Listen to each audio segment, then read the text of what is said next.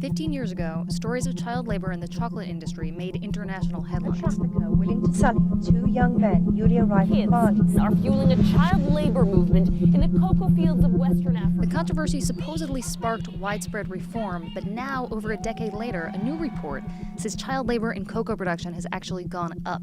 Fortune assistant managing editor Brian O'Keefe went to West Africa to investigate.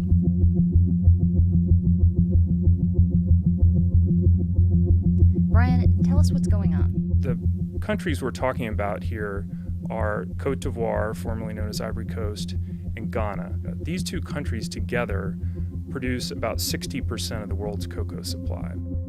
Here we are in 2015, the number of children working in child labor had gone up by about 21%. This figure of 2.1 million children, that's those two countries combined. So you were there, you saw the farms. What did you see? It's very much like what you might imagine of a poor village in Africa.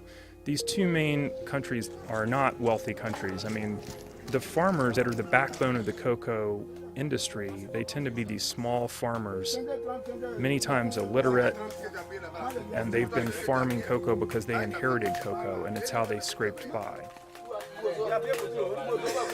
So if the difference between getting enough crop to live is to have your kids helping do it, and maybe there's not even a school nearby, the kids are going to help grow the cocoa, and they're not going to go to school.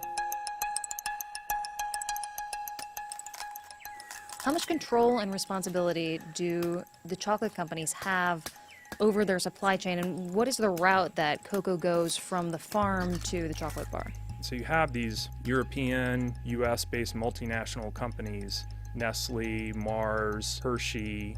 They're at the top of this chain. They buy their cocoa usually from big suppliers. The suppliers buy it from, ultimately, farmers. Then you have to look at the government is heavily involved in managing the buying and selling of cocoa. But to produce the volume of chocolate that the world demands, we're talking about thousands and thousands of farms. So the chocolate companies have plausible deniability, basically, because they're so far removed from, there are many middlemen removed from the actual farmers. Yeah, I mean, the chocolate companies typically have not operated on the ground all the time next to the farmers. So it's conceivable that a chocolate company wouldn't know what specific farm its beans are coming from. Consumers are demanding that they take responsibility, and I think that all these companies are beginning to really want to have more ownership of their supply chains. I think that's true of a lot of industries, right? I went and saw several communities where companies and nonprofits are engaging with the community and trying to educate them, but the percentage of communities that they're reaching is still fairly small. The scale of the problem is still really big. So what's different this time? Is there as much impetus for reform now as there was 15 years ago? And will it make a bigger impact than the last one did?